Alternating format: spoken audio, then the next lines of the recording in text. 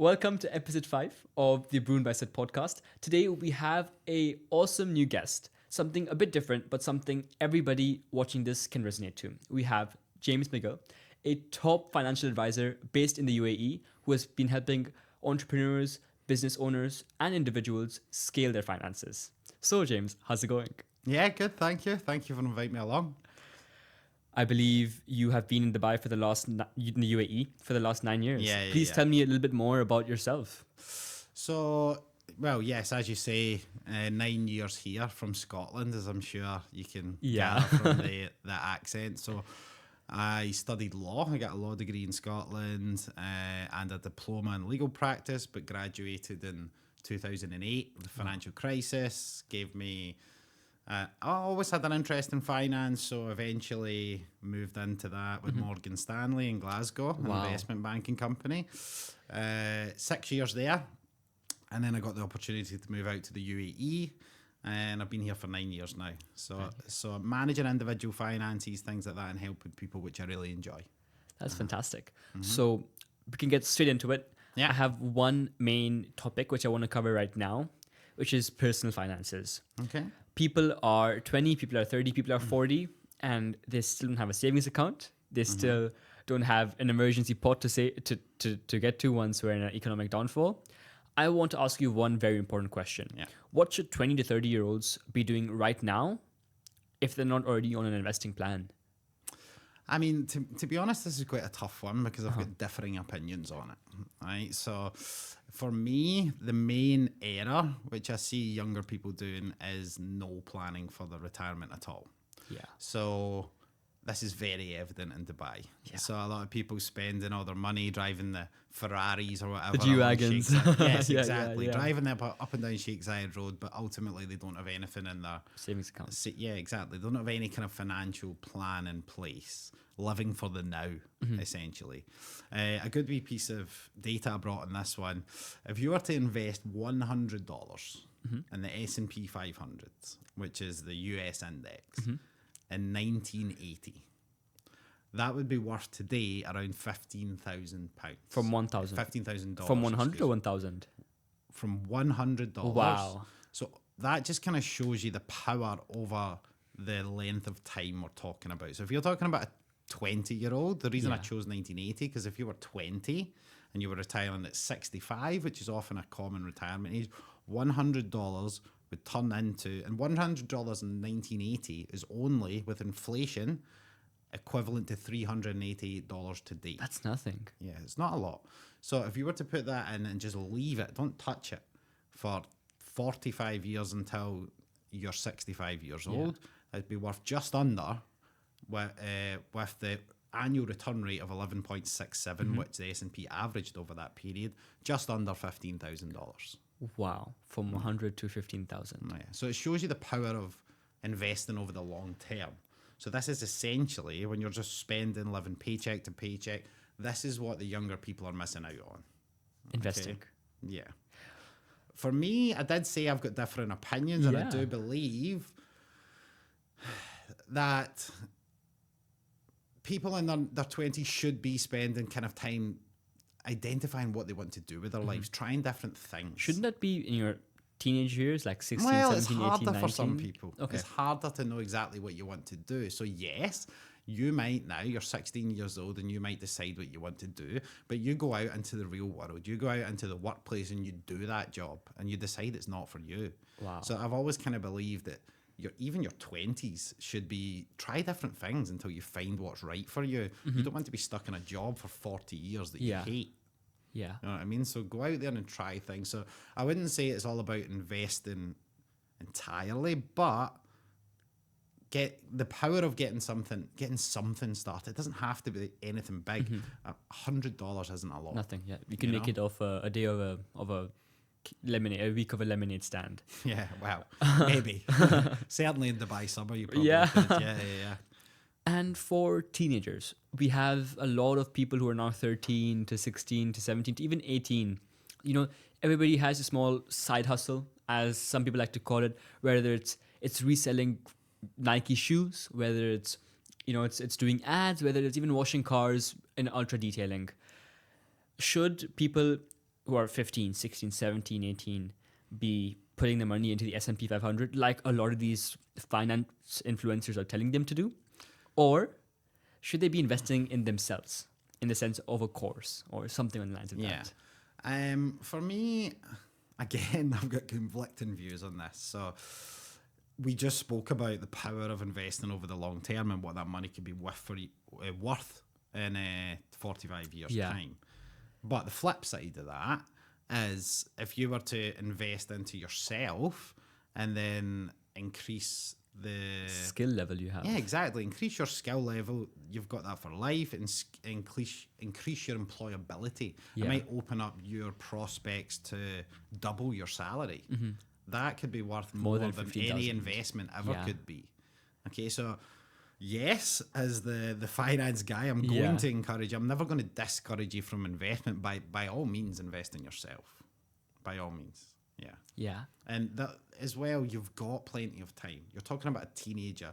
I'm not sure I agree that every 13 to 16-year-old has a side hustle. We're not all like you. No. I say we. I'm definitely not that age anymore. But I certainly really didn't have much of that at the time. But I mean, I get that things are evolving. Times are changing. I mean, it's very easy to make some money on the side. Yeah.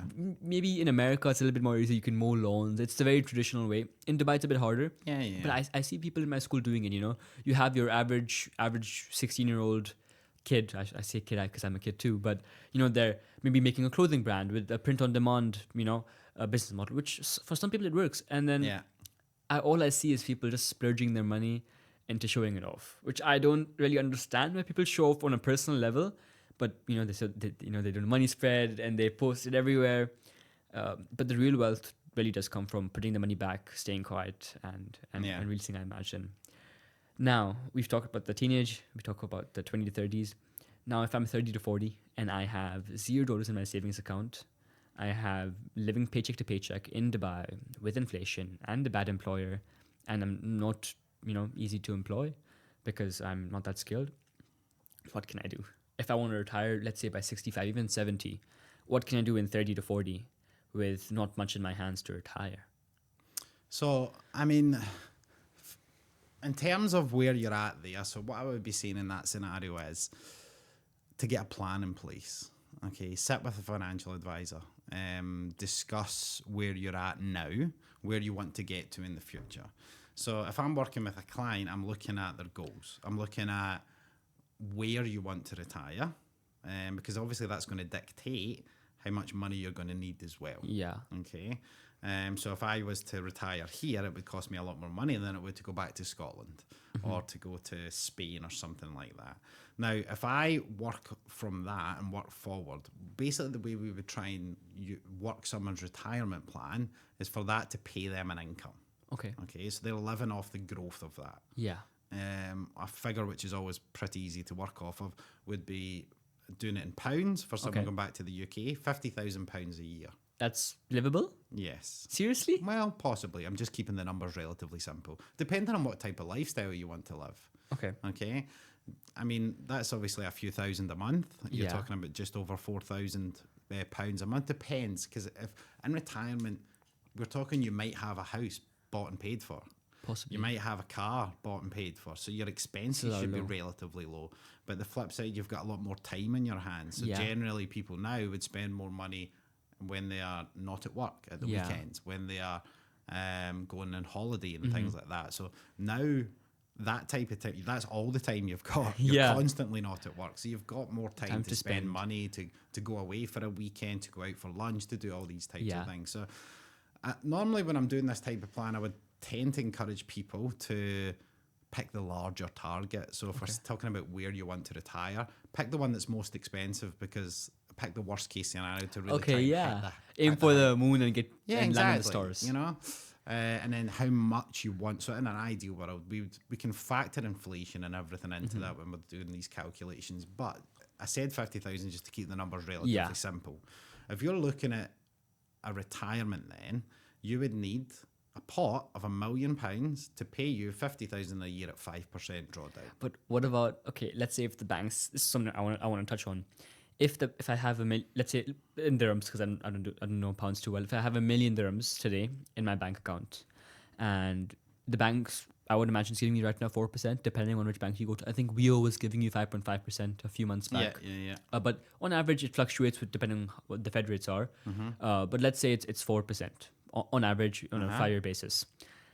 And inflation, you see the real interest rates and the nominal interest rates. With inflation, people are just taking everything out and not factoring in inflation. If I want to live in Dubai, let's say an example, I'm a family of 5, right?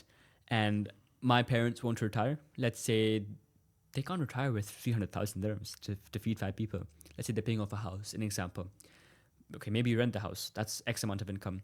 But when you put money in a fixed deposit, does your money grow with inflation? Because let's say I put it in a property and I rent it out. My property prices and my rentals are going to increase with inflation. Yeah. But do your pots of fixed deposits increase with inflation? Right, yeah, I'm not talking, when I'm saying £1 million, I'm not talking about a fixed deposit. Okay. I'm talking about a portfolio. A portfolio of diversified assets? Yeah, of course. Okay. Yeah. But you want to be looking at more fixed returns, right? Because you can look at equities and things like that. If you're in equity markets, then it's volatile.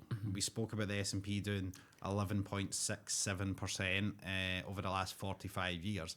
But if you look at, say, 1990 to the year 2000, it averaged over 16% per year. Okay. But if you look at the year 2000 to the year 2010, it averaged negative 0.6 something around there. Ouch. Yeah.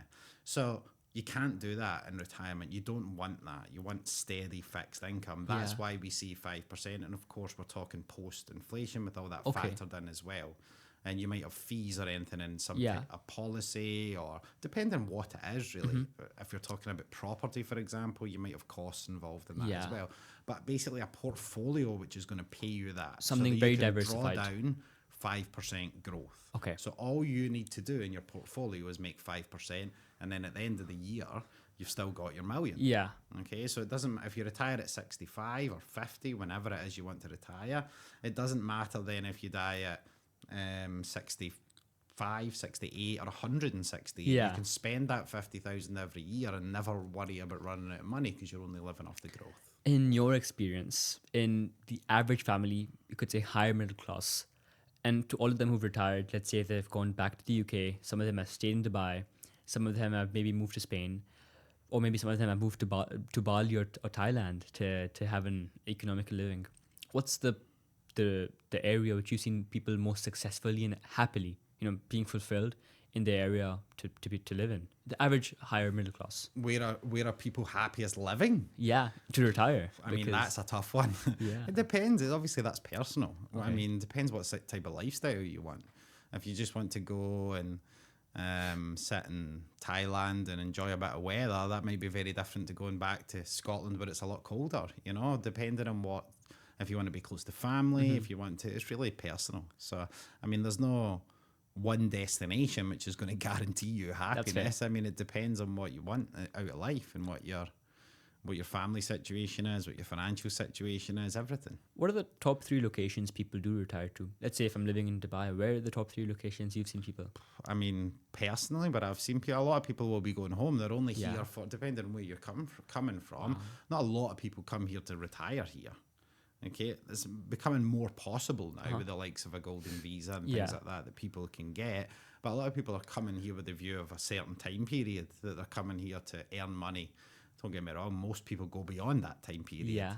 But a lot of people go back to their home country. It's kind of a means to an end, that they come out to live the expat life for a while and go back. Some people will come out and see that now that they've experienced that living in a different place, they never want to go home, and they might go somewhere like as the places you've said. They might go Far East, they might go Europe, Spain or something like that. But there's no well, I certainly don't know a top 3 off the top of my head of where's the most common place to go.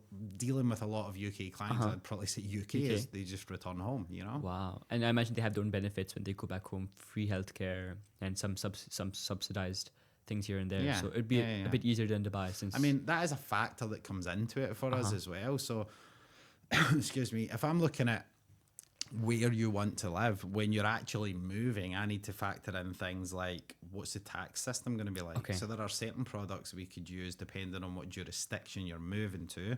I'm not claiming to be a tax expert on every single possible jurisdiction. Of course, that's not possible. But if we need to, we will outsource some tax advice for a particular jurisdiction to make sure that whatever products or whatever is in your portfolio is tax efficient as well, because you don't want to earn all that money and give it to the tax man in retirement. At the end of the day, I think people really do forget, once you live in Dubai for so long, you forget what tax is. Especially as a salary paid person. I mean, what's tax? I mean, as you say tax, when people go home, I'm like, oh, I forgot about capital gains tax. Because capital gains, income. Like, I mean, if you're talking about like platform accounts, which mean you've discussed before, if you've got that type of thing in a jurisdiction like the UK, any sale of an asset is a capital gain. Wow. Any dividend is a income. You know, so you've got to think about that. Even interest in your bank account that you mentioned in WEIR, that's classed as income. Wow. So that's these tough. things, you've got to look at these types of things as well. Wow, that's very, very interesting. Now, going on to the stereotype of somebody who's, let's say, drowning in debt. It happens, you know? You have to pay this medical bill, you have to pay that medical bill. It all stacks up. And by the time you're 35, maybe even 30, you have a salary paid job. The market's slowing down. Your salary is not set to increase. And you have hundreds of thousands worth of debt. What can you do without the government coming knocking on your door and seizing your assets? This is a tough one that you're asking. So it depends. Are you talking about someone living here? In Dubai, yeah. I don't really know the Dubai rules in terms of that, but obviously it's not my typical client that's coming for financial advice. When in general, what I would say on this is there's a lot of factors come into this.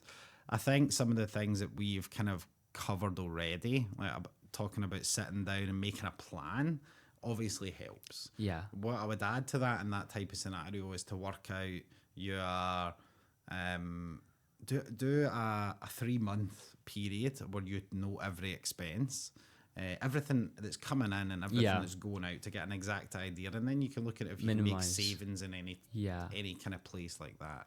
That is one small thing that you can do. But for me, this is a far wider question. That's fair. Right? The reason being, I don't think it's everyone's fault. Okay. Right? You can't control something. This is where you're going to... I mean, obviously there's some people it's going to be their fault. Like if people are racking up credit card debt, living a lifestyle beyond their means, of course, that is your fault largely. But we're in a situation now where this is a lot more political. There's a growing wealth gap globally. Yeah. All right. Taking the UK as a prime example, I keep referring back to the UK, but obviously it's where I'm from, it's where I know best. There are more billionaires now than there ever have been. Wow. At the exact same time, there are more food banks than McDonald's. I don't know if food banks are people to struggling. help homeless people, yeah. Yeah. Not just homeless people. There's people using food banks who are full-time employed. Wow. Because they can't afford the cost of living. More food banks than McDonald's. More food banks than McDonald's, and at the same time, there's more billionaires than ever. That's not a coincidence. Wow. Right? That's tough. There's been a big transfer of wealth from the poor to the rich. I mean, look at... this is very, very political. So you look at Trump. Yeah. When Trump was inaugurated, sorry, it's a word I struggle with, he had Bezos standing behind him. He had Zuckerberg. He had Musk standing behind him. There's a reason for that. These billionaires, they lobby governments, in exchange for favourable tax systems. Yeah. Look at Trump's last term. He implemented a lot of tax changes, which any honest analyst of that shows that it benefited the rich a lot more. And the poor. So if you look at someone who's been told if you work hard, go to university, you get a job, you will have a good life. People can have done all that, but it's not worked out for them. Yeah. So there are people like nurses using food banks in the UK because they can't afford the cost of living. All right, nurses who were clapped during the pandemic to thank them, but now they can't afford to live because their salaries are not increasing with inflation at the bare minimum. So their real income is reducing over time. There are two dominant voices here, right? One is tax the rich. Okay. Okay. The other one is, unfortunately, the right wing jump on this. Whenever people are unhappy, they start to breed divide in society. And what we're seeing more and more is the rise of right wing parties. And Right wing parties. What do you mean by that? the right wing of politics, where essentially you're seeing immigrants being blamed more and more. Okay. Right? I so see. people are looking for someone to blame. So I would imagine, I'm not too familiar with politics in the UK, but I've heard a few things. I think people are blaming Polish people in the UK. That was the case Yeah. about maybe 10, 15 years 10, ago, 15, but it's okay. more, I mean, this is what drove Brexit. People were blaming the people coming into their Okay. country, not any specific nationality per se, but people coming into their country. The governments more and more point to these as being the issue and flame that scenario Yeah. and say that this is why they are getting things for free and that is the problem. Yeah. Whereas there's been a government in place in the UK there was a Tory government in power which implemented austerity policies which were a disaster. They're not looking at that. They're looking at immigrants. This is why these things get stoked up, right? Yeah. So these are the two main things that we're seeing, right? And I know I've gone off on a bit of a tangent. It's important. Here, but for me, one of the most the idea of how a society is meant to work is you tax people and you redistribute that to give healthcare, Yeah. to give services, to build infrastructure. One of the most successful times in the US economy when the country was thriving was post-World War II, up to like Okay. the 60s. Do you know what the highest marginal rate of income tax was at that point? 40%? 91%. No way. But how? 91%.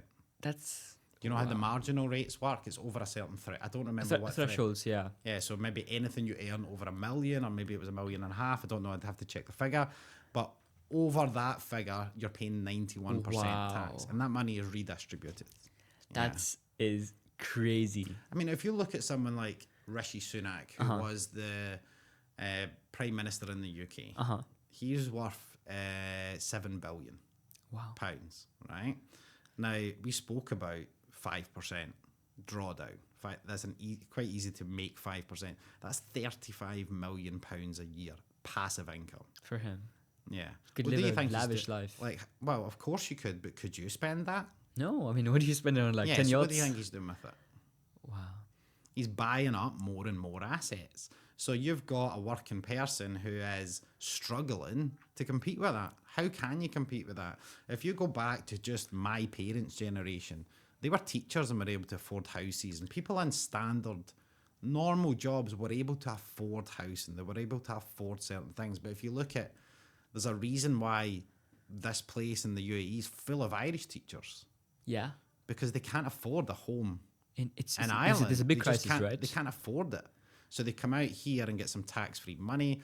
They actually do a sabbatical where you can leave your job in Ireland, move abroad for 5 years and go back to the same job. So a lot of people are doing that.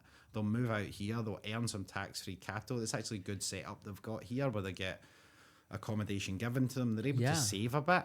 Don't get me wrong, they don't all do it. They go and enjoy themselves, but they're able to save a bit of money and take that home with them to purchase a house because they've just not got the ability to do it. On a teacher's salary, there's just no way that they can do it anymore because it's becoming more and more difficult. And basically what you're doing there is you're eliminating the middle class and you're pushing a gap between the rich gap. and poor. There are still some countries you can go to where you see a massive gap. So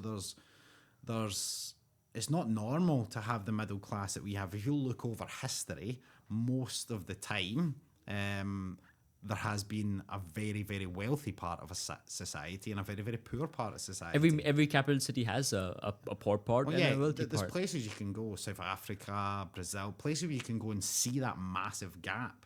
Yeah. You know, and that's what we're going back to in places like UK, America. That is what's happening. So Dangerous. I think you can't just say anyone that's got a bit of debt. I know you said something like 300,000. I don't think you easily get into that amount of debt, but some people that are in debt is not necessarily their fault.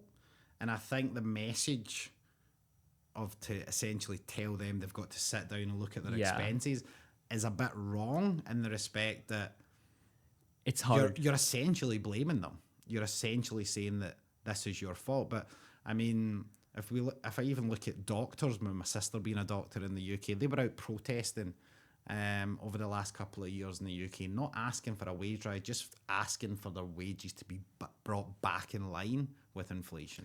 Wow. So their salaries had not increased in line with inflation for something like 10, 15 years. So essentially, that's what they're being paid is going down and down and down. And you're talking about doctors who saved how many lives during a pandemic? If you're giving them an effective lower salary, you're Yeah. devaluing them.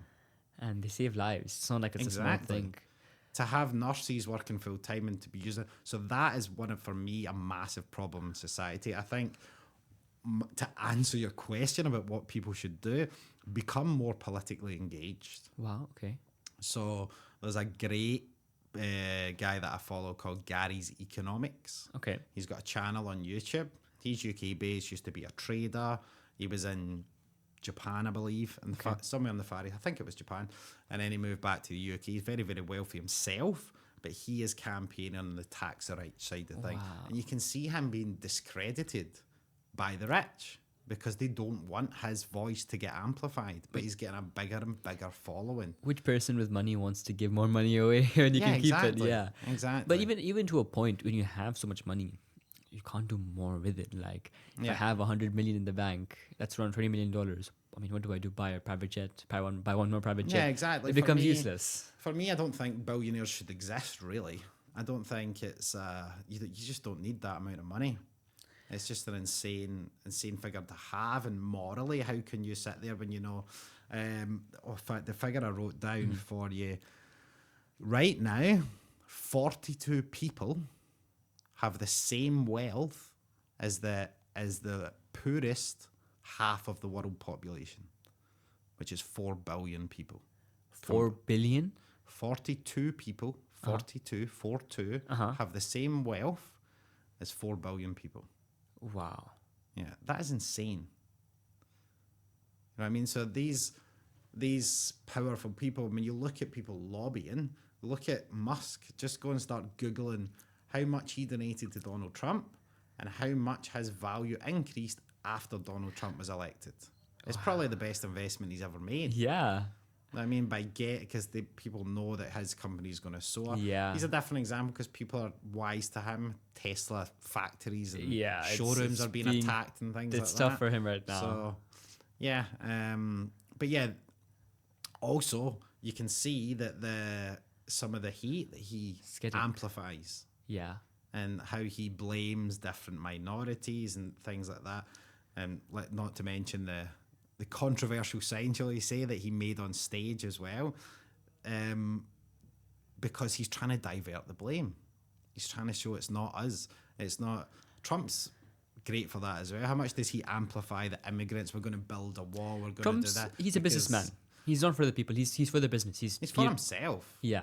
He's for himself and his rich friends. I disagree really when people call him a businessman, because how successful a businessman was he? He's inherited multi-millions from his dad, and he's bankrupted multiple companies. Wow. If you took the money he got from his dad and put it in the S&P, it'd be worth a lot more than what he's worth now. Seriously? Yes, of course. Wow. He's not the big successful business, in my opinion. He's not the big successful businessman. Of course, it's easy to be successful when your parents hand you hundreds of millions of pounds.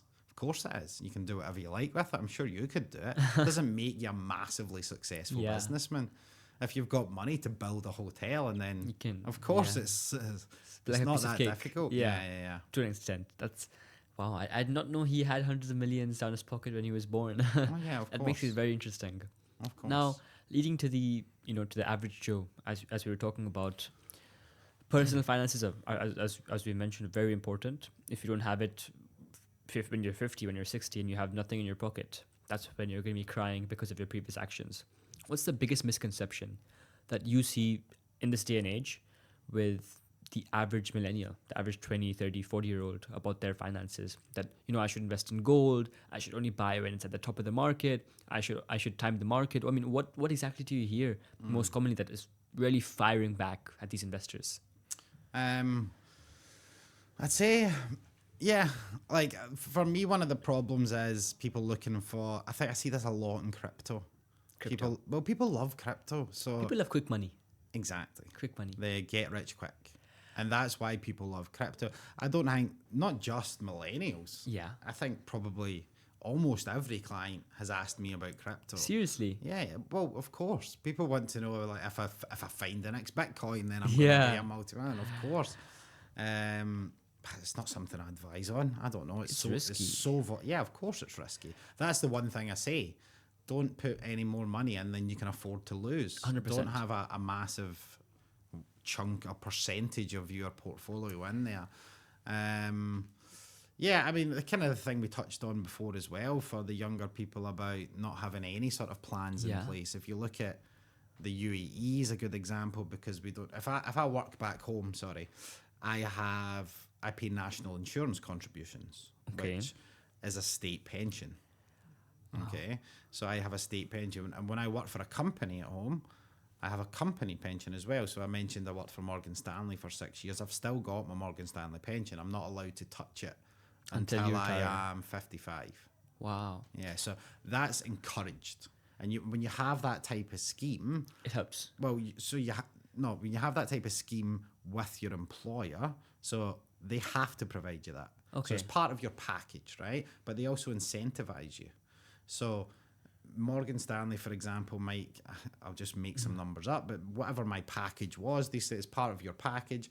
We're putting £1,000, £2,000 a month into your pension. Now, that's the bare minimum. But they can say to you, if you want to voluntarily put an extra 500, we'll match it with a further 500. That's encouraged. So of course, if you put in a bit more, they'll put in a bit more. And these types of things are encouraged as well through tax. Which is a very good thing. Tax-free contribution. So anything the government wants you to do is normally low to no tax, such as pension contributions. Anything that they don't like to encourage, alcohol, tobacco, things like that, are high tax things. Yeah. So we don't have anything like that in Dubai. We don't have pension schemes. So it's something we need. I mean, some companies do. I've seen it in some. They've got the policies like Zurich policies built in. I've seen it, and I think it's coming more. But like depending on, I think some type of retirement planning, not necessarily in a scheme. That I don't like going out and selling a pension plan here because they can be expensive and it's such a transient area that you don't know for certain where you're going to be in 5, 10, 20 years. So if I go back to the UK in 5 years, for example, I will no longer need, if I've set up a 25-year savings plan here, I don't need it anymore because I'm working in the UK again and I've got pensions there, so I might be left with a long-term policy which I shouldn't have taken out. And it's got lots of charges which impact it. So that's why when we spoke, I was talking about doing a platform account for you where you've got complete flexibility, you know?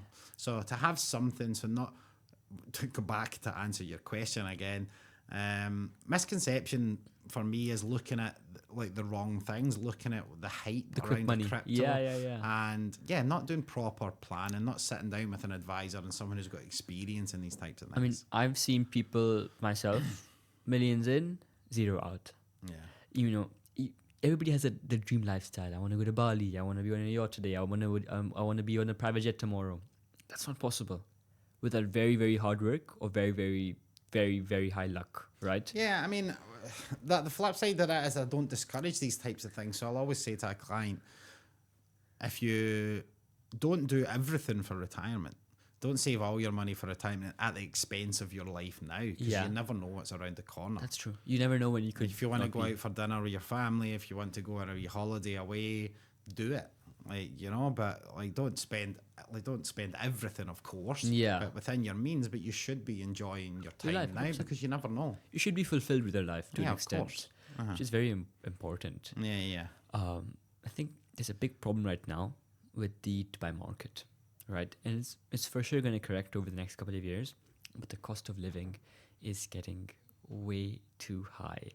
as somebody who's involved in the family business, which is labor intensive. So, we have laborers, we have lower income, staff making a few thousand every single month, a little bit higher than a few thousand. Everybody's expecting a raise, but the market's getting tough. The market is getting very tough to make money because Dubai was always a buyer's market. It was maybe a very, very long time back a seller's market. There was always been more sellers in the market, making it very, very tough, especially now. So, the cost to rent a 2-bedroom now compared to 6 years ago, even before COVID, it's different. 2 years ago, for a huge 2-bedroom with a hall in Bur Dubai, the old part of Dubai, which was at the time still it was a good apartment location. It was only 75,000. Nowadays, that's touching near 110, 120, and it's tough. Not all businesses are able to match up with that amount. The cost of living is getting very, very hard. Not only that, but okay, I personally feel. What do you think? Do you think we're going to have oversupply of apartments coming into the market? Yeah, there is a lot of properties completing soon, but there's a lot more people coming. Really? Yeah, I think that the population is growing. They're struggling. Before we started the podcast, we were speaking about traffic and how busy it is in Dubai, and it's getting worse.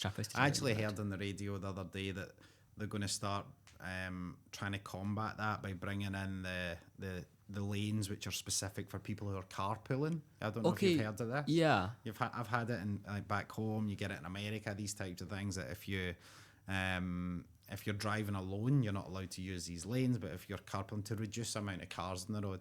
People even tried in the US to have a fake person sat next to them so that they could get away with it and get through, but they get caught. But yeah, these types of things are coming in because the population is growing so much. But yes, the costs are going through the roof. Another thing that I saw or heard on the radio actually was they are trying to, I think they have already actually implemented that you can't just base the rent increases on an area, which they were doing before. Now they have a star system powered by AI. Yeah, so it's got to be based on the building itself. Which is good. So yeah, so if there's a lower standard building next to a much more expensive building, then you can't base the rents on the area. Yeah. It's based on the building itself, which is a good start. But what I've seen is a lot of clients buying rather than renting anymore. But it's tough to buy ready now. Now I think the best thing is to buy off plan if I'm not wrong, because buying ready is expensive. Yes, in general, for me, I think that the reason a lot more people are buying is just simply because the rents are getting crazy, and it's getting to a stage where people are thinking, look how much I'm spending on rent. I can put in a mortgage. You can pay a mortgage, especially people who are staying longer term. You mentioned the market might correct. Yeah. I think actually the market's still pretty strong, especially with the 2030 plan Dubai have got in place to really expand things. There's a lot of exciting things happening. Abu Dhabi just announced Disneyland and things like that. 2030, 2033, which should be delivered, but it's still good. Casino coming to Iraq as well. So there's a lot happening in the Emirates now, and the property market does still look good. Yeah. But yeah, it's volatile. We've seen that. So I've had clients who have bought a 1-bedroom in Abu Dhabi. Abu Dhabi market for real estate, it's been rising in the last couple of months. I've been honest. Yeah, I mean, they've had clients had bought there. And before the market's dipped, so they bought for 1.2 million a 1-bedroom, and it fell to 650,000 when they still owed just under $1 million, which is what you call negative equity in the building. It's now bounced back. It's amazing, right? Eventually, after a number of years, but that volatility. But I think now I don't really foresee that happening again. Well, not to that extent anyway. But even if that did happen, so your sort of worst case scenario, even if things did fall, so say you're staying for 10 years, for example, say you bought I'm just making the numbers easy again, but say it was 1 million dirhams for your property. Even if that did fall to say 800,000 when you were due to sell, you were very unfortunate, in 10 years time, you would have paid a lot of that off already. So you'll still be a lot better off than you would have been if you were renting. So that's why a lot more people are turning to buying rather than renting, especially when they know they're going to be here a while. Even panic is very important, because I wasn't born. I mean, I when I was born, the market crashed. It was 2008. But Thought you make me feel old. I've heard a lot of people talk about, from my parents to people I meet. 2008 was very tough, very tough. Yeah, that's when I was graduating. I imagine it was 2008. very tough for you also. Yeah. You're being born, my God. But the markets in Dubai fell. They fell till 2012. And in 2012, we saw very expensive rents, if I'm not wrong. 2012 to 2014 was very expensive in Dubai. Yeah. Yes, from 2008 to 2012, it was tough. But if you hold on, if you don't panic, Yeah. and if you stay relaxed, I think it's fine. Yeah, you know? yeah. It's about I mean, being smart. yeah, so yeah, you're right. Like a lot of people, apparently there were loads. I wasn't here at this time. I was still back in the UK, but apparently the airport car park was full of Ferraris and Yeah. fancy cars that people just drove. They couldn't afford it anymore. If their salaries reduced and things like that. They were booming here with all the oil money. And actually when the oil price went down is when people were losing jobs and things like that as well. Not just back in the financial crisis, but yeah, a lot of fancy cars were just left at the airport and people went never to come back. And at the same time, Dubai, if I'm not wrong, you have two types of cranes. You have one crane which is stuck on the ground. Right. And when construction, you have one crane which is attached to the building. At once, during that period, Dubai had the most amount of cranes. I've heard that. Yeah, I've Something heard like of people- 20% of the world's Yeah, cranes, which which is- is an insane figure. I mean, Dubai is such a small yeah. city, and you're comparing it to the whole, which is crazy. Yeah. Which is, I mean, we have more rules now with escrow. So what happened back in 2008, which is unspoken, won't happen again. You know, people won't be running away because all 100%. If I'm not wrong, 100% of what you need to be, to happen is all in the escrow, from the sales to every single. Yeah, there's a lot more protection in place. Which is very important. Yeah, I've had clients, a couple of sisters actually, that had bought and the developer just disappeared and they were years in court. I still don't think they've even got a resolution to that. But years in court just chasing to get something back. You have to be very lucky. Very lucky. Yeah. Personally, we got very lucky. I don't even know if I was born during this time. My father had bought a property. It was a commercial property, a commercial office, 1,200 square feet in DIP. Back then, DIP was Jebel Ali. Who goes to Jebel Ali unless you're doing import export? So he had bought it from a developer called Sean Developers. I think he's the second or third richest man in Pakistan. He had launched Sean Business Park, Sean Lagoons, the first lagoon community. So you could say he was the first person who made the lagoon trend. Right. And Sean Ice Suites in Jebel Ali. And the first two projects were in DIP. Sean Lagoons, cancelled. There's a few buildings. My school is right next to it. So I see 2 workers in a 10 complex building. Just 2 workers over there. Oh, really? Yeah. And another developer had actually bought over the project but didn't make it work out. Maybe it's too high. Sean Ice Suites, dead end. Developer ran away and people lost their money. Yeah. Luckily, Sean Business Park, they had delivered. Oh, wow. The same maybe month they ran away. And then the government took over it. It's very wise of your dad to pick the right one. Lucky. very lucky. Yeah. I mean, it's tough. Yeah. Even where I live, I've got apartments across from me that have been there. Like, it's an empty shell, basically. 5 buildings, 3 of them complete, 2 are still given up on. I'm always saying it's a bit of an eyesore to look at. Yeah. Like, I'd rather either someone come in and take over it or tear it down. People do try. I mean, I think in Sports City there's a few buildings that are abandoned. The government's trying. I mean, I've seen one on the Emirates auction website right next to my house. It's going to be auctioned, but it's so expensive. There's no profit to be made most of the time, right? But it's slowly coming through. I mean, I think things should stabilize it a little bit. I hope so. Or we need to get some more boost in the market to hopefully keep it going. Because even with commercial rents, commercial warehouses are in a big shortage. Yeah. From something that you used to pay 750, 600, 700,000 for 10 years ago. Yeah. Now you're paying 1.5 million For for a commercial warehouse, which is, I mean, you can't sustain. It's not easy to sustain. And obviously that comes back to when I was saying there's a lot more people coming here. There's a lot more population, and when you've got that demand, I can't really see the correction happening. Which you were saying, I can't really see that happening in a year or two. When you've got the demand for commercial, residential, the demand's there. It's tough. It's very tough. And on the note of that, That's very, very, very interesting. With the cost of living rising, and let's say if my employer isn't able to increase my salary with interest, sorry, with inflation, what can I do to sustain as a salary paid person?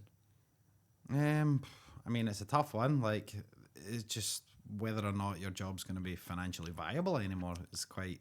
Would leaving the Frankly, job be so if you're talking about the really lower paid people, I mean, I think that's very tough, and how they survive sometimes, I really don't know. But yeah, I mean, if your inflation is increasing, and your salary is not, you have to leave?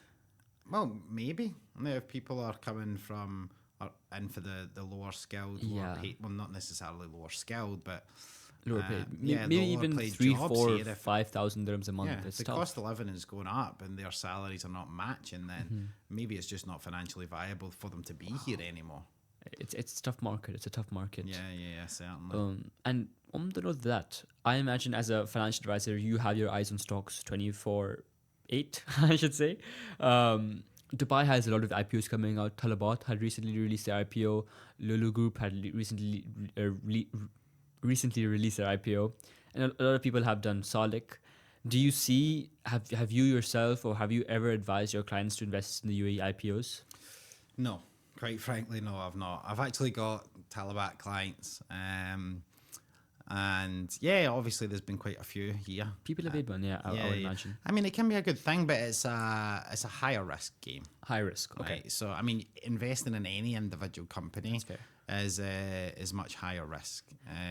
I think the example I was looking at for you on this question was Nvidia itself. Nvidia as a company has been absolutely booming. I had some figures for you. Nvidia last year achieved 171% in 2024. That was the growth. Double. Wow. More than double. 171% growth in 2024. So people were jumping on the bandwagon and making money. Year to date, it's down 22%. Ouch. Yeah. So that's what you're talking about with an individual company. I mean, that the Nvidia is obviously booming off the AI sort of generation and things like that. But individual companies, whether pre or post IPO, are risky. All right. Wow. When you're talking about pre-IPO stuff, it can often be startups. It can often be new up-and-coming companies. But I do a bit of this. So I've got private equity. So private equity is what you call investing in a company pre-IPO. Like angels. Similar to what angels do. Yeah, it can be, yeah. And angel investors, yeah. Obviously, post-IPO is a publicly traded company. You can go and buy an Nvidia or Apple share, whatever. You can go and buy that now. But pre is investing before that. But that, when I'm looking at a company like that through my company, it's not going to be really a startup. It's an established company. So we've got one just now, which is 7 years. It's been going. It's already worth $110 million US. It's in 85 countries worldwide. So it's a very, very well-established company with a strong investment case. So you're talking clients going in now are tripling, based on the projections, and it's outperformed its projections every year, between now and the end of 2027, so just under 3 years, it's projecting to sell for 350 million, which would be a 3x return on investment. That's fantastic. So that is the reward you need for it, because you're taking the risk. When you're taking higher risk, you need that type of reward. Yeah. But even still, I'm not encouraging large amounts of client portfolios into private equity. The key is about diversification. Yeah. Okay, so no, I've not really been looking. I'm not saying you can't make money in an IPO, but it's not something that I've been overly encouraging any clients to be doing, looking at individual IPOs here. It's only ones, we'll only take on a private equity when it's a very solid investment case that we see our clients making money in, and we think it's worth the risk that you're taking, essentially. It's a calculated risk. Yeah. I have a very good friend, Keith, not a Dubai broker. Quick shout out. Investor in Dubai, does real estate, not as an agent, but as someone who advises and invests himself. He invested in the Emaar stock. I'm not sure when, maybe a year ago, maybe two. This year, on this year's earnings, he already got 7% net dividend. Yeah. He's happy days. I mean... Yeah, of course, yeah. He could have put his money into the latest That's the thing, it can be high risk, high reward. That's the thing. But when you're doing that and you're making money, like, it can also go the other way. You know what I mean? So we mentioned NVIDIA, people going into that could be, but then if people have jumped on the bandwagon at the start of the year, they're down 22%. It hurts. Do you know what I mean? Of course it hurts. Yeah. So investing in individual companies is always much higher risk. That's why when we spoke about the S&P 500, that's the 500 biggest companies in the US. So your Facebook, Amazon, Google, you're reducing your risk by purely diversification just by tracking that index. But we also spoke about how risky that index is in itself in 2010. Do you know what I mean? So like, that's tough. Yeah, exactly. So but the good thing I like about S&P 500 is that they change the top 500. It's not like it's one stagnant top 500 companies. It changes every few months, if I'm not wrong. With the new companies that are up and coming. We're coming close to the end, but I have a few questions. We have Trump and China, two very, very powerful nations. Trump is not a nation, but you know what I mean. There's a big tariff war. As of today, we got the news that for a 30-day or 90-day period of time, that they are going to be pushing the tariffs down to 30% from China to America. And from America to China, it's going to be down to 10%. I would imagine markets will start rallying like crazy, because I imagine now all these big tech companies are going to do all their imports of their chips, of their material. So, I mean, what do you think about this tariff war? Is it going to be 2008 all over again because the supply chain is messed up? Or are we on the safe boat? Should the greed index be up? Is it fear? Is it greed? What? Tell me exactly. Okay, so this one is one that I think is a very, very wide question again. So you're asking me to talk about US, you're asking me to talk about Trump specifically. I could go on all day about it. All right. But how is it going to affect us today, tomorrow, this month, this year? Yeah, so markets are up. Before I was coming in, they were about 4.5% up on the day. That was so just purely on the day. For me, tariffs can be a good thing. Okay. If they're used properly. Okay. I don't think Trump fully understands how a tariff works. Wow, okay. I genuinely don't. The way he talks about, I stick to China because it's obviously the main one at the moment. So when he talks about putting tariffs on China, he was running during his campaign talking about, I'm going to use tariffs, we're going to make America great again. When he puts a tariff on a country, it's not that country that pays the tariff. So it's the American company. Yeah. Trump is running on, he said himself that he won the election on the cost of groceries, and he's going to bring the cost down for people. But that's he said that himself. Okay. Now, when he implements tariffs, that's the tariffs on goods. Okay. So if a company is importing a good from China, and there is 125% tariff on that good, it's that company that pays that tariff when it arrives in America. And of course, they're going to pass that cost on to the consumer. So he's driving the cost of living up. Inflation, CPI index is going to be skyrocketing. Yeah, exactly. So you can make the argument that this is going to encourage production in the US, of course, right? But how much do they import from China? Are they going to build tens of thousands of factories overnight? Yeah. It's just not possible. It's not logical. So even if it was possible, there are labor laws in the US that are not in place in China. Yeah. Okay, so and I cannot see Americans queuing up to work in factories and do the jobs that the Chinese unless do either. They have more immigration. Even if they did, immigration, which Trump also doesn't like. Even if they did, they're going to have to be paid based on US labor laws, so they'll get paid a lot more. Exactly. So the cost of production is going to be a lot higher. So either way you cut this, it doesn't work out. It's going to be more expensive to produce pretty much anything. Yeah. So from a guy who said and promised and told us he won the election and bringing the cost of groceries down, he's doing an awful job to drive it up. So I've got a close friend that's a Trump supporter who I cannot understand for the life of me. But even just over the weekend, he was saying, tariffs are going to be good for America in the long run. So I texted him today when Trump has done a complete U-turn to say, I take it Trump's now making things worse for America. If you told me that tariffs were going to be good for America in the long run, I take it now that he's reversed the tariff, that's going to be bad for it, is it? And there's just no answer. I just don't think that they really get it. To me, it's almost like he likes to be loud. He likes to be noisy. He likes to almost instigate.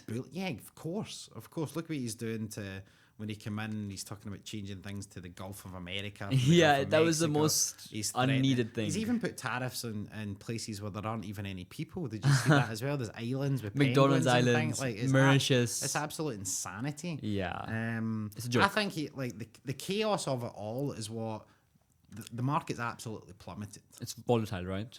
Yeah, so the market's plummeted as a result of that. Markets hate uncertainty. So when we had all this sort of tariff announcements that were coming in, funnily enough, on April the 2nd, the day after April Fool's Day, all these tariff announcements came out and it wiped value off the markets, like across the board. It did bounce back when he put a 90-day pause in place with the exception of China. And actually, Trump, before he did that, about 4 or 5 hours before he did that, he uses something called Truth Social now. Okay. You'll know what that is. I don't. You don't? It's like a Twitter version of Truth. Oh. Some kind of social media. I'm not aware of it. He actually wrote on that, now's a good time to buy. Yeah, I've heard of this. Yeah. And invest in stocks now. And then he put a 90-day pause on the tariffs and the markets jumped back up 10%. Is this insider trading? Is it outsider trading? I don't know what to call this. I think what he's done, in my opinion, because he's promised his voters he was going to bring the cost of things down. And I think he wanted to give them a win. Yeah. He wanted to give them a win. So if he said now's a good time to buy and they've gone out and buy and they've just made 10%, I genuinely think that's what he was trying to do there. But it's not for me to decide whether it's insider trading or not, but it's a bit crazy. Yeah. Yeah. So that for me, but I didn't think China were going to budge. They didn't look like they were going to budge, but now he's doing a full U-turn on it. So, I mean, we'll see. We'll see what happens now that things have changed again. It's great news that he's backtracked, in my opinion. I think it was pure stupidity in the first place. But what's next? But yeah, I'm sure Trump fans will just say, yeah, this was the plan all along. Yeah, when we said that tariffs were going to be great for America, now that we don't need tariffs, that's great for America as well. But maybe he's just spinning an 8-ball and he's just saying yes or no. I don't know how he does it. During this time of uncertainty, there are IPOs you could invest in. There are index funds, or there are non-IPOs. I mean, non-tangible, maybe tangible assets like wine, art. This is stuff you tell me, which I really like. So I don't know if you guys know, or you all know, how I met James. He is through a very trusted referral who is also Keith. Keith initially sparked James as someone who believes in diversified investments. Someone had told me about wine investing and whiskey investing and all of this stuff. I told it to my parents, and they said, "Are you crazy?" And I stayed quiet after that. Yeah. And I'm like, okay, your wish, not my wish. It's your money, not mine. So I stayed quiet after that, and then I read Keith's email, and I suddenly see he invested wine and whiskey investing, and I'm like, this is an interesting guy. So tell me, during this time of uncertainty, instead of going into a volatile asset like IPOs, even the S&P to an extent, what could the average Joe do to be safe? Could it be gold? Could it be wine? Could it be art? Could it be champagne? What could it be? Well, for me, of course, diversification reduces risk. Okay, so if you're talking about fixed income, if you're talking about things like whiskey, wine, if Donald Trump crashes the stock market by 10-20%, your whiskey barrel is not necessarily going to go down in value. Your property's not necessarily going down in value. Yeah. Your contemporary art, that diversification is which will reduce your risk and gives you the returns over time. What I wanted to touch on first, what you were, I brought some figures along. So when you're talking about this volatile time, all right, I just wanted to put that into perspective a little bit, all right. So people love the stock market when they talk about it doing 10% on average, but we spoke about that in terms of the S&P and how 1990 to 2016 odd percent and 2000 onwards. Minus. So yes, it does do 10% on average over the long time, but if it came in without that volatility, everyone would do it. Yeah. You know what I mean, if you were able to do it without the risk, everyone would be doing it. But S&P 500 is volatile. So for the S&P 500 over the last 100 years, there has been a 5% or worse decline in 95% of those years. Wow. This might be years which finished positive overall. 10% or worse decline in 63% of the years. Okay, which is what happened with Trump. Okay, so that's way more than half. Almost 2/3 of the years in the last 100 years, so almost 63 out of 100 years, there was a 10% or worse decline. Oh my God. That is scary. Markets might have bounced back. So, over the last 50 years of the S&P, after a 10% market decline, on average, markets were up 11.9% the following year. Okay, so when you're talking about the volatility, I'm just trying to show you that this is extremely common. From down to 10% to up to 10%. Yeah, exactly. It happens all the time. I'm not belittling the risks of today. Actually, this might have been a very different conversation if we'd done this last week, because the Trump reversal on the tariffs might not have obviously wouldn't have happened yet. But a couple other facts I like here. Over the last 20 years, the S&P has achieved an average annual return of 10.4%. Right? Yep. But what we often see is people sort of panicking in this sort of time when the markets are down. But markets can bounce back just as quickly, which has happened today, right? Now, if you miss out on the best trading days, right?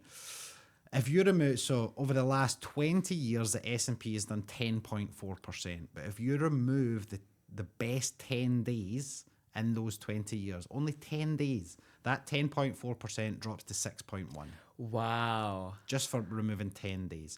If you remove the best 20 days, the 10.4% reduces to 3.5. That's barely inflation. Yeah, so it's a huge difference. So people panicking and people sitting on the sidelines and trying to time the market. It's all about consistency. Is wrong. Yeah.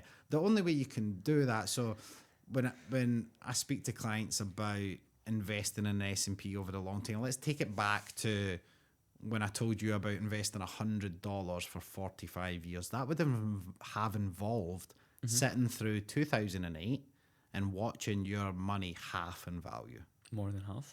Yeah, exactly. So that you would have had to endure that. So when I talk about risk with clients, and I talk about it's their ability to tolerate that. It's your ability to not get emotional. Sometimes I describe it as pain. Can you endure that pain and not emotionally react? The only way to really do it is not to look. I still can't. Every single day. No, not to look. I've got clients who trust me implicitly.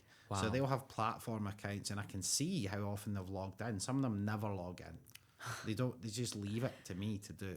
Do you ever have clients, and we're coming to the end of the podcast, do you ever have clients who ask you, don't tell me the amount of money I have, but tell me, can I afford this, yes or no? Have you ever had not really. No? Not really. That's a Hollywood thing?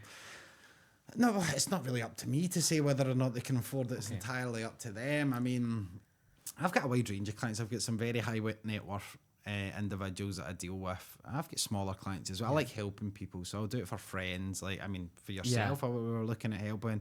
I'll do it for teacher friends. I'll maybe be investing $1,000 a month or something like that. One of them sprung to mind there, and she actually told me she wasn't. She said she wasn't paying her $1,000 for a few months because she was flying to the Netherlands to sit on stage at a Beyonce concert, and she was spending like $4,000 on the ticket. I was like, God, but at the same time, you're enjoying your life. Yeah, she's enjoying it. At the same time, she could afford that, you know. And like I was saying, you can't do everything for retirement. I'd say $4,000 for a Beyonce ticket was a bit extreme. Yeah. Right. Just go on the stand. You don't have to sit on the stage, but I mean, that's the sort of thing she was into. But yeah, I mean, people are not asking me that, but some clients just won't look. Wow. Because I mean, it takes out that emotional reaction. It takes away the volatility, really. If you're not looking when markets are going up and down, you're not suffering, you're not or anything like that. Okay. And you've got, essentially that's what they're paying me to do. So if I'm managing that, I'll charge 1% to manage it. Nothing. And that aligns our interest. So that means the more money I make the client, the more their money's worth, the more my 1% is worth. So they trust me to know that I'm doing that.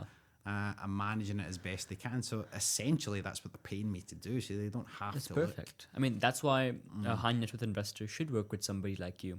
I imagine there's lots of financial advisors in the market. Yeah, there's quite a lot out there. To me in the UAE, it's not a well enough regulated industry yet. Okay. Okay, so when I was saying to you about pension plans, Yeah. I am not a fan. Okay. Because as I mentioned to you, it's very difficult to say where you're going to be in 5, 10, 15, 20, You 25 could move back years. to your home country. So that exactly. And at which point you're not going to need it and probably can't afford it because Yeah. a lot of people are not anywhere near on the same salary they would be if they were back in their home country. And these types of policies pay high commissions up front to advisors. Okay, so it's On like day one.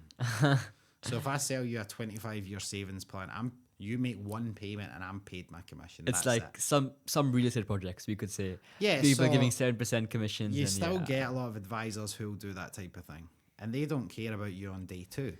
Never mind 10, 20 Yeah. years down, because they're looking for the next person to sell it to. To me, it's just so incredibly short-sighted. Yeah. Because then, you mentioned my client Keith referred you. Yeah. Keith doesn't do that if I sell him that policy. Uh-huh. It's so short-sighted. Keith, if he has any more money, he's not going to invest it with me because he no longer trusts me. I've destroyed my his company everything. Yeah. reputation, my individual reputation. You're not going to get a referral. You're not going to get any more business from that client. It's You're very finished. short-sighted. Yeah. There's a reason I've been here for 9 years. You know, I work off referrals a lot. Obviously, it's good to have that. I'll ask clients to maybe give me a wee LinkedIn recommendation Yeah. and things like that, just so that and sometimes I'll have if clients are new prospects, potential clients are a bit hesitant, I'll encourage them that do you want some phone numbers from some of my clients to speak to? Maybe if it is, I mentioned teachers. Do you want to speak to Yeah. another couple of teachers that have been working with me for a while? In fact, even I've got a golf society in Abu Dhabi who are all teachers, friends that'll all pass my name around. Oh, that's nice. Yeah. Well, thank you so much, James. It was a pleasure Yeah, having you on the thanks. podcast episode today. We learned a lot about finances, which I hope everybody is listening to because Yeah. you could make or break your retirement.